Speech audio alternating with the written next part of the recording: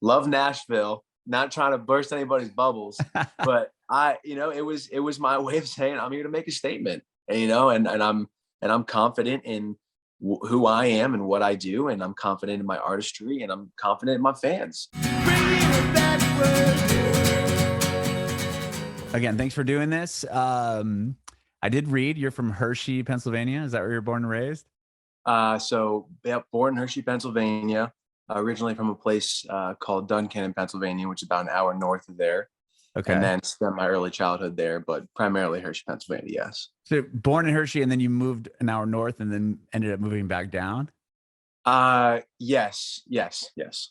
Okay. How long were you an hour north of there? Not very long. Um, I would say since I was 2 years old Mhm. up until fourth grade. I was raised by my grandparents, so it was a good way to grow up. That's amazing. That's really cool.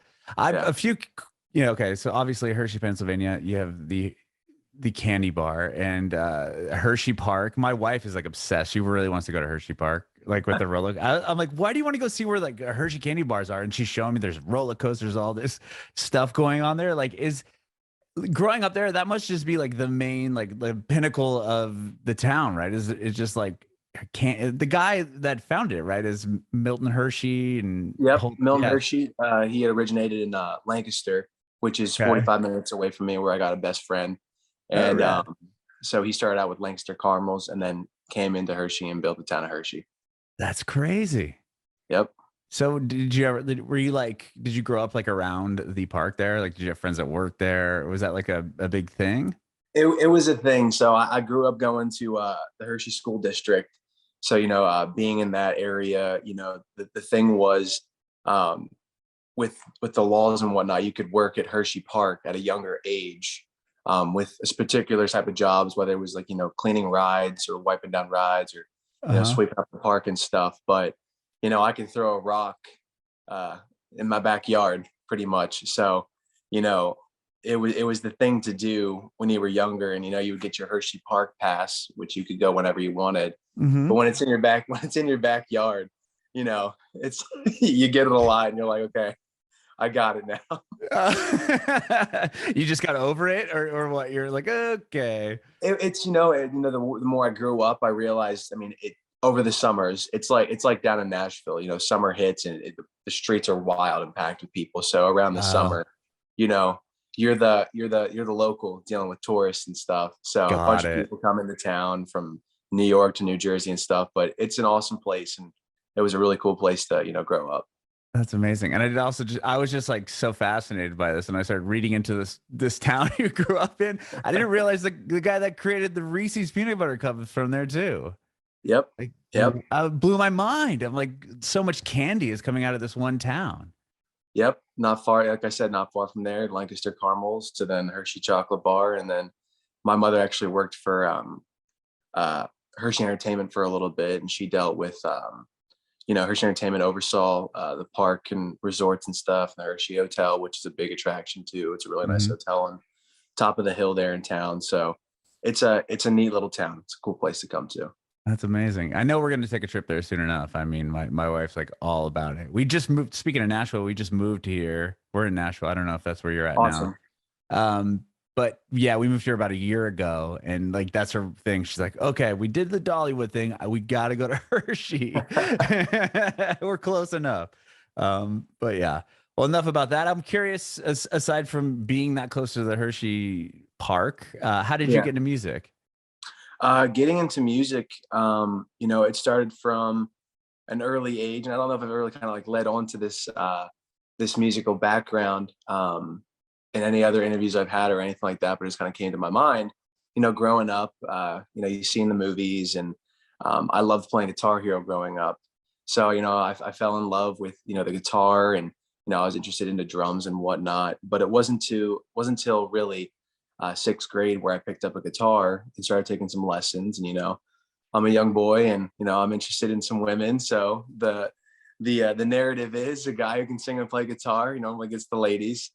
So picked up a guitar in sixth grade, and uh, just see if I enjoyed and stuff. And I didn't really do a whole bunch of lessons. It was more or less my life was more centered on sports growing up, which I Hmm. played lacrosse for 12 years. Oh, And wow. yeah, long time, all year round, long commitment. So I'm used to really committing myself to something.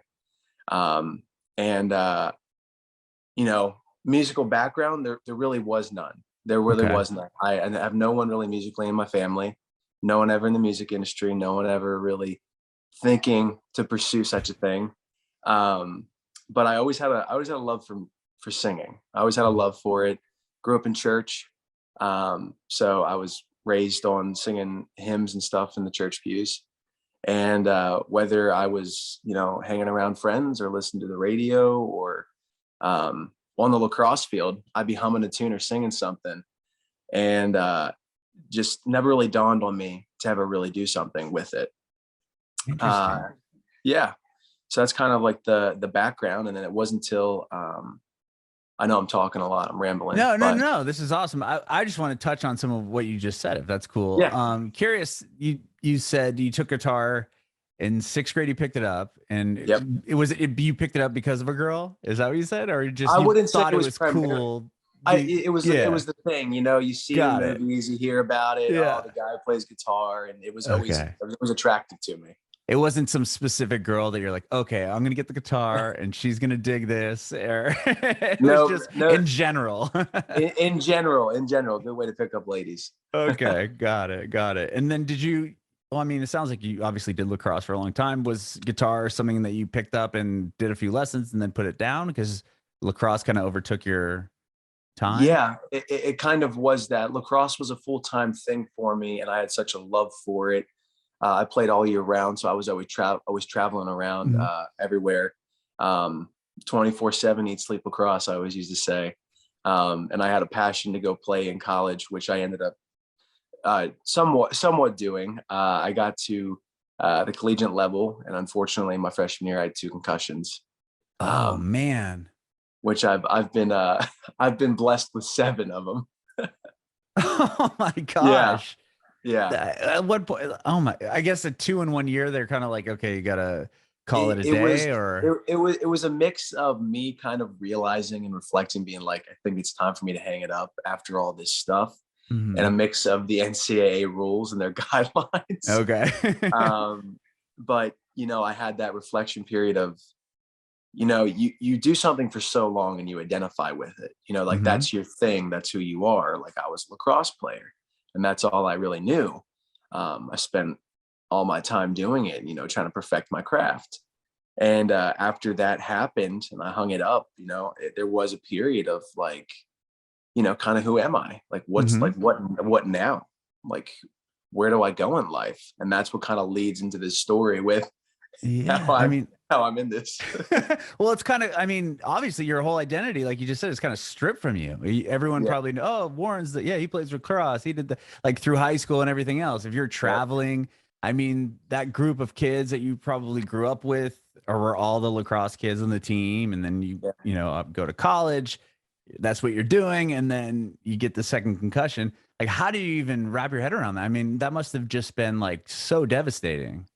It was, and I try to be open with this in other interviews I've had and stuff too, but like it's because it's a serious thing. But I fell into a little bit of a depression, and Sure. it's a serious thing, and it definitely is a side effect of it too. I was closed off from kind of the outside world. I wasn't taking exams, I wasn't going to classes because it was such a bad concussion, after all the ones that I had, that I was confined to a dark room pretty much because lights bothered me and Your noise and eyes, yeah. everything.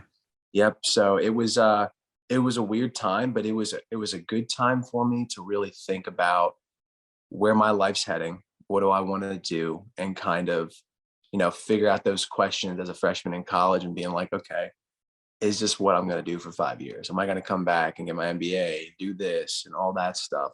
Mhm. But it was a turning point. But I'm always up for a challenge, and the sayings are, it doesn't matter how many times you get knocked down; it's matter if you're willing to get back up. Mhm.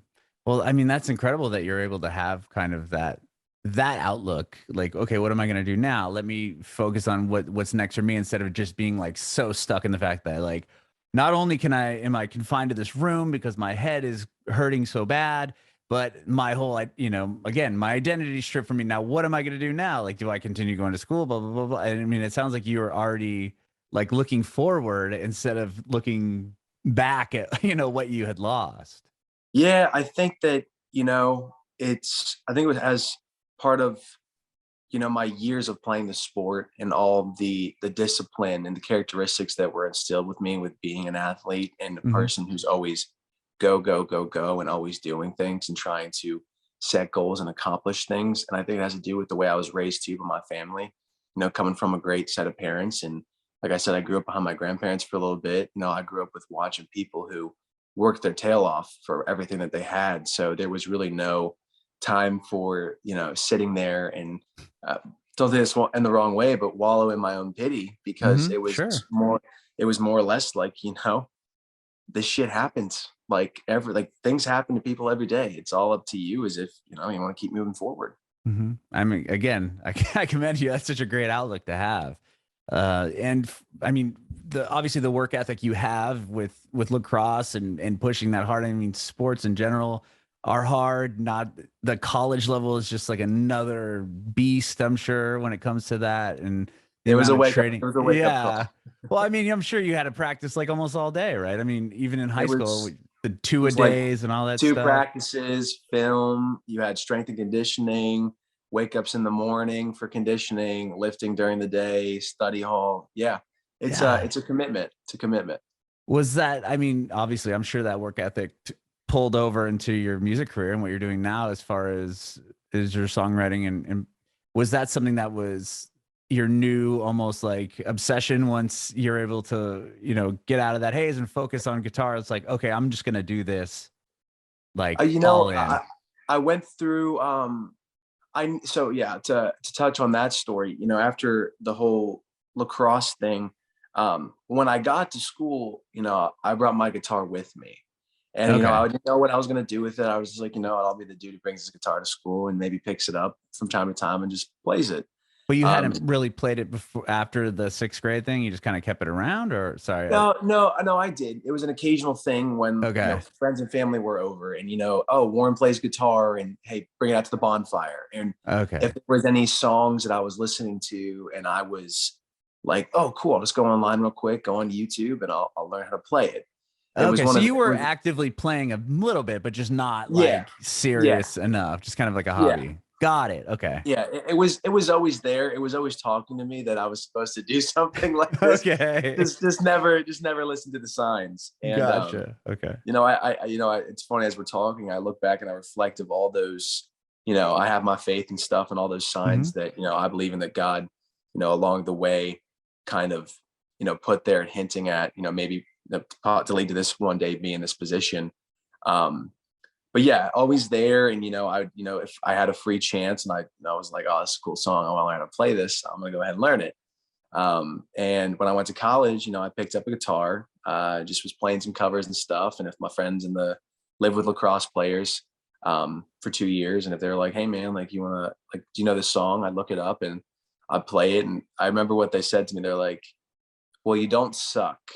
And I was like, okay, if I have 7 lacrosse players telling me I don't suck, I think that's their way of telling me it's a compliment. Right. Um, They don't want to tell you how great you are, but yeah, as long as you don't suck. yeah, it was, yeah. And there's, if you want to hear another story, it goes hand in hand with that whole thing. No, I'd love to hear it. I was at a party over Christmas my freshman year, um, at at school where I went, and the one dude on the team also sang and played guitar, and he had a whole stage set up and stuff, and a bunch of ladies are there, and I'm just chilling and have myself a drink. I'm relaxing, not thinking anything of it. Little did I know that the guys I'm living with were going to shove me up onto the stage, and I'm like, I don't do this. I don't. It's not me. I just sing and play for fun for you guys and whoever I'm comfortable around, right? Mhm. So they shove me up, and I play, um and everyone kind of, oh, oh, did I miss you Back. there? Yeah, just it's Sorry, cool. Yeah, sorry, no, no, no, my it's bad. fine. Um, The joys of Zoom. yes, and so I get up and play and whatnot, and I get off stage, and everyone's response was, "Why are you why are you here playing lacrosse? Why have you ever thought about pursuing music? And I just kind of Wow. shrugged it off, and I was just kind of like, I mean, I just play for fun, y'all. I just played you guys one song, and that was that. You guys told me to go up there and play. So Well, did you do a um, cover song, or was it yeah, actually a song you wrote? I'm trying to remember what song it was, but it was a Okay. cover song. Had a couple of drinks that night. But yeah, so that was a stepping stone in that direction. And, you know, back onto the whole athletics thing.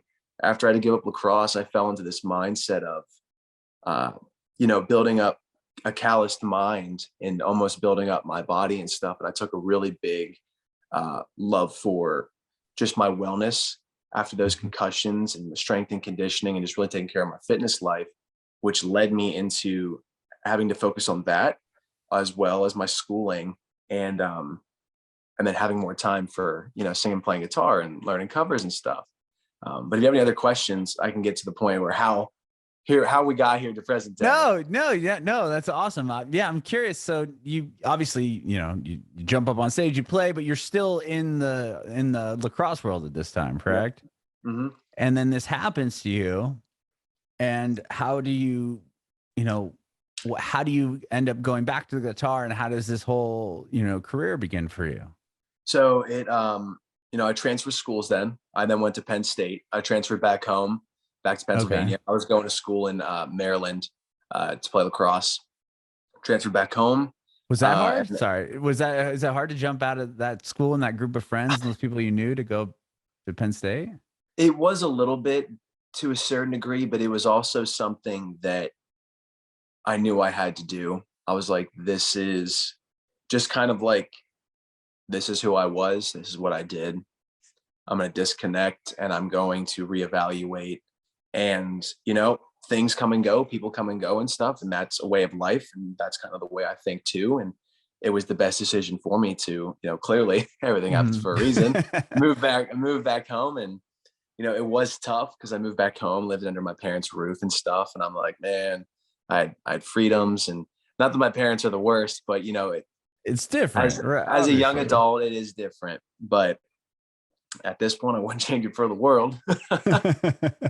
But moved back home, and it wasn't till really my junior year. You know, I was singing and playing guitar, just messing around with some cover songs and stuff. And one night, I went out. My parents had invited me out to go out to dinner, and they said, "Hey, like, we'd love for you to come uh, out to the bar." And there was a woman playing, and I had this out of body experience where she asked for a song request, and I'd thrown one up there, and she said, "I don't know how to play that song." So I throw my hand up and I say, "Well, I sing and play guitar." So she calls me up. I take the guitar and I sing, and she's already after I'm done playing, she's thinking, have you been down to Nashville? Do you have stuff out on streaming platforms? Are you on social media? And I'm like, nope. I just got back home, transferring schools, and here we are. Uh, Wow. so that was kind of another wake up call, another tap on the shoulder. Hey, there's been numerous people telling you that this is something that you might want to maybe go down that road. Might want to go try it Mhm. and see what's down there. So that happens. And then before you know it, we all know it. COVID comes out of nowhere. I'm Mhm. confined to the walls of my home. And what do? I have a friend who says, hey, love to sing and play guitar. You can't go out and play around the bars. Why don't you hop on social media and, you know, start posting stuff? So I did. And I started posting covers and original music and stuff. And really, before we knew it, I wasn't trying it. I was merely in college still, just having fun, just Mhm. posting videos when I could. And there was no rhyme or reason to it. I just was playing stuff that I was listening to and playing stuff that I was trying to write. And people, my fans, who I call my family now, just my fans is what got me here. Like, Mhm. I mentally never could have dreamt this. They just were like, hey man, I like the way your voice is. I like what you're writing. You should do this. You should be an artist. And I'm like, I'm just in college posting stuff for fun. Well, with So that, I mean, was it to you said he sounds like you started with obviously covers, right? And then Yeah. when do you decide to write your first song, or like how did that come about? So it had happened um, the summer going into my junior year. I started writing down, a verse and a chorus, and I put it down. And Hmm. this was kind of when I was still kind of just posting covers and stuff on TikTok and Instagram for fun. And obviously I still have fun doing it, but I just say it in that context that there was no mindset of Right. It pursuing. was just, I'm doing this just for, Yeah, the heck of it or whatever. yeah, exactly. Hobby. Yeah, pretty much. And I think that that's the cool part behind it, is the innocence behind it, is that when I say my fans did this, they literally did that and directed me into this and saying, we can tell you have a love for this, so we're going to give you an opportunity to actually do this without you even having the knowledge of knowing you're doing it. So yeah, so I started writing a song that summer, going to my junior year. Was it? Yeah, my junior year, and or was my senior year? Either one of those. And I think it was my senior year. I can't remember. I'm getting my dates mixed up. It's all But right. and put it down and didn't really think much of it. And then I had, again, my fans, they're like, hey, we love your covers. Can you play us one of your original songs? And I'm like, oh yeah, I guess I did start writing an original song. Maybe I should finish that. So I did, and people just gravitated towards it, and they were loving it. And that's kind of when this thing kind of came over me, when I realized I was doing things without even realizing it. It was just kind of an unconscious thing, just from, hey y'all, like I just, I put something up on SoundCloud, I put something up on YouTube, and I realized my fans were just going there because they wanted to hear what I was doing. Mhm. Like, it wasn't even me like trying it. They were just like, hey, great, put something out, let me go do this. And it was an overwhelming experience to see the demand and just the passion behind my fans of just wanting more stuff from me. So Mhm. Was it hard to, I mean, obviously it's super vulnerable to show a song to somebody, especially the first one of the first ones you write. And then now you already have like an audience or a fan base on you from the covers. And it's like, okay, here's my original song. Was it hard to put that out, thinking like, what if everyone's like, oh, go back to the cover? You never it, don't know how they're gonna perceive you it. you don't, and that's a big thing that I've realized here too, is people have told me through this last year, it's one thing to post covers if it's a popular song, if it's working, because then if you can make it your own, it's a recognizable thing. But to Mhm. come out with original music and new content and make it your own, it's a tricky situation. And the fun story behind my first song I put out was On the Run, and that song I recorded in my bedroom. I went to Guitar Center, I grabbed two mics and an interface, had no idea what I was doing, pressed record, and it was a one take all the way through. Really? That was it. Wow. Yep. That's Uh, the one still the one that you put out, or did you went and yeah. re-recorded it, Nope. or Nope. no? The Whoa, one that's still out. Yep. that's amazing. Yep. So crazy to That reflect just, back and see what it's yeah. done Well, just that from just that. goes to show anyone, you can buy two mics and an interface, and if you have a good enough song, it's gonna get over 11 million plays on Spotify. Yeah. Yeah. That's You a know good what way I to put mean? it. What a different world we're in now. So you don't have to essentially you spend 100 grand to record a record. But I mean, that's great. So did that take off? Like, was that one that kind of So, really started to catch fire, or was it? I mean, obviously, so Ride the Lightning is huge. yeah. So that's the funny thing. So it's a weird world, man. So On the Run was the first song I technically ever wrote, and I recorded it in my bedroom and sang it one take, uploaded it, and people were loving it on social media. Mhm. The second song that I ever wrote, and the first song that I ever wrote down in Nashville, was Ride the Lightning. Oh, wow. Yeah. That's incredible. Yeah. So it was it was a really fueled rocket ship of everything just kind of like at one moment for what people were loving. And it's been a crazy journey in a year, man. Sure. Wow. Okay. So once On the Run hits and it's doing well on TikTok or wherever, Instagram, wherever you put it, and people are coming to you, is how do you get down to Nashville at this point? Or I'm sure managers, people are like, hey, like, what are you up to? Like, you got this Yeah. insane song. Like, what's going on? So the guy, my manager right now, Charlie Salvatore, give him a little shout out. Love the guy. He found me pretty early on, but we never were really, so to speak, official, if you want to say Mhm. that. But we had this gentleman's agreement kind of bond type of thing, and he kind of took me under his wing, and I trusted him and took his lead. And kind of like an uncle father figure. Whenever I would travel back and forth between Nashville and Pennsylvania to come down here, Mhm.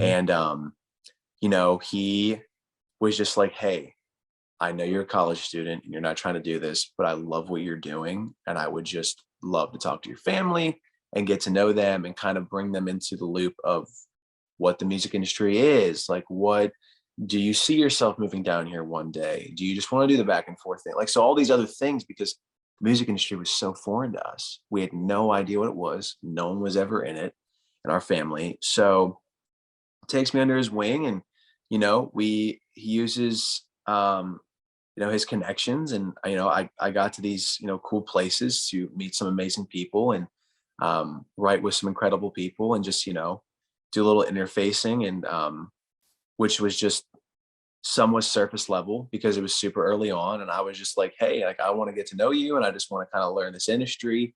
Um and uh so my first song I ever wrote was actually from my manager's guest bedroom on a Zoom call, and it Wow. was with Eric Pasley and Rob Crosby.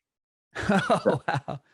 That's uh, crazy. Over Zoom. So this must have been what, 2020 or not even? uh, I'm trying to think. Yeah, I'm trying to think when we wrote it. It was might have been like 3-4 months after um, On the Run came out, something like that. Okay. Yeah. Okay. That's So awesome. Wow. yeah, So I mean, now you've got a handful of songs. The most recent one, "Burn It Down." I want to hear yep. about that song, and then we could talk about the EP if that's cool as well. Oh yeah, dude. Yeah, I didn't know if you knew about it, but yeah, yep, I knew about it, and again, if if PR needs to come in and tell me to shut up and cut it out, then we'll cut it out. But it's on your Spotify that it's called 717 Tapes. It's in yeah, brackets. I don't know if maybe people will put that together, but yeah. I if got you. not, anyway, let's hear about Burn It Down. So, Burn It Down. I wrote that. I wrote that in the great thing about music is it can be interpreted in many different ways, and that song, with its alongside outlaw country rock vibes, and I kind of have a background in that world where I was raised up by my father listening to Motley Crue, AC/DC, Quiet Riot, Skid Row. Like, those were things that I was, and then my mom loved country music, so there's definitely that in Christian music involved, and the lyrics and what I say um rings true to what I was raised on when it comes to my music. And Burn It Down was um that song really that day when I came into that room, and we were just kind of sitting around hanging out, and I got to meet some new writers and stuff, and I was with the guy who Eric Dillon's on there, and he's a super cool guy, and he's worked with Riley Green and stuff, so super genuine guy. But the context for that song, really, the vein I wrote it in is like, I kind of am an outsider. What I'm doing is a little bit different in my own way than what, and I think that's what makes it an artist unique. A different, but yet having taste and flavors from inspirations that I have, obviously just making it my own. So in the context of the song, I wrote it primarily like, hey, I'm coming whether you want me to or not, love me or hate me. I'm going to do me, and I'm going to stand up for what I believe in. And this is who I am. And I'm here to stir up the town a little bit. So, love Nashville, not trying to burst anybody's bubbles, but it was my way of saying I'm here to make a statement. And I'm confident in who I am and what I do, and I'm confident in my artistry, and I'm confident in my fans who have my backs and are, you know, with me, and we're in this together. Mhm. I love that, and that's what a great message. Because I think that, I mean, I definitely lack confidence. I think that's something that's really hard to attain and, you know, be able to push forward, especially in a town like Nashville, and being new to this whole Yeah. songwriting, you know, industry thing. Now you're around all these people that are, everyone in this town's a songwriter involved in the industry at some point. You know, it's crazy to, and then to be here and then kind of immerse yourself in it. What a rad way to do that. Yeah, you know, I'm always in the thing of go big or go home. And when I put that song out, it was in no regard to ever whatsoever, you know, badmouth Nashville or hate on Nashville. Right. Obviously, I come down here for a reason. I love Nashville. I love the talent down here, the people that I'm meeting. It's great. It was my way of saying, here's who I am. I'm coming here, whether you want me or not. And I'm gonna make a big statement because I got some people who believe in me. And we're gonna turn this town upside down in my way. Sure. No, and yeah, exactly. I was gonna say you didn't come off like you were like, oh, blah, blah, blah, but it's like one of Yeah. those things where if you have to kind of make that statement here, right? Because Yeah. like, you know, you could go to any bar anywhere in Nashville, any pretty much any time of day, and somebody will be sitting on a stage playing something. It's That's the beauty of this town, but it's also you got to kind of make noise, right? You got to be You, like, hey, I'm over here. you gotta make noise, and you know, you gotta, in a sense, kind of cut through some stuff. You gotta be Mhm. like, hey, like, I'm here. Like, there's Right. no missing me. There's no missing Right. me. So Exactly. I love it. Well, real quick on the EP then, 717 tapes, or is it 717 tapes? 717, 717. Area code? Yep, it's my Oh, area code. okay. It Hershey, was Pennsylvania area code? yep. So it's actually a pretty big area code, but Okay. the context behind it was, you know, early on, people were like, "Oh, this guy's from the South. This guy's from Texas. Like, the music he's making, like, this is a Texas act." And I was like, I need to try to like hint to people that I'm not from down there. I'm actually from up north. So when Sure. people found that out, they're like, "Dude, we're this country dude's from up north." And I think that there's a narrative that gets lost where it's like, oh, you know, if you're not country if you're not from the South. You know what I mean? Mhm. You got out in Montana, you got out west, you got up, like, it's everywhere. And at the end of the day, too, man, you know, whether you want to say it or not, but country is, it's not one thing. It's, you know, it's kind of who you are. It's kind of, you know, raised up, roots, and kind of like things you believe in. And just, I think there's a narrative too where everyone's so quick to be like, that's not country, you're not country, all this kind of things in today's world. And Mhm. I'm like, at the end of the day, man, you do you, do what makes you happy. No sweat off my back. Sure. I love it. So, but the EP, from what you asked, Mhm. um, yes, so 717 tapes, I released EP1, and so Burn It Down's out, and then I'm releasing a new song called Dark Night, which my fans are loving, and I'm super excited to release that. It's coming out March 4th. And then I am working on finishing up my final songs in the selections. I've been posting snippets as I'm getting the ball rolling on finishing up for a song called Wild Horse, which has really resonated with my fans. Mhm. So that'll be a part of the EP. And outside of that, I have to figure out what the other songs will be, making some final decisions. But the goal is to get that out, and that'll be 717 Tapes EP Volume 2. I love that. I love that you're so inclusive with your fans. Like you're not afraid to be like, okay, here's a snippet of a song. Let's see like how people react to it. Because if they don't, you know, if they don't like it, then why, you know, you might not continue Yeah. with it. Who knows? I mean, that sounds like it's like you have your own little focus group of people that you can kind of rely on to see what they think. I like that. A- and that's the beauty in social media too. And the other thing is too is that gets lost in translation is, you know, focus group fans, whatever you want to call them, for that Hmm. mindset that you had. But you know, the outlook I have it on too is obviously love my fans and I want to hear what their thoughts are on the music. But the goal is to is to get out there more and more and more and see what other audiences I can bring in and see what other people are thinking. And I think that's the power of what social media is. It's continuing to grow and evolve and stretch your wings and just be like, hey, you might not like it, but you'll probably turn around and might listen to it because you like my music. But hey, there's someone else who doesn't know who I was and then found it and they're like, hey, I love this song. Then they go listen to my music and they're like, okay, then they become a fan. So yeah, man, I'm super excited. I've been working my tail off to make new music and put out stuff that I'm proud of, and yeah, I'm looking forward to it. I love it, man. I love what you're doing. Just I have one more question after this statement I want to make.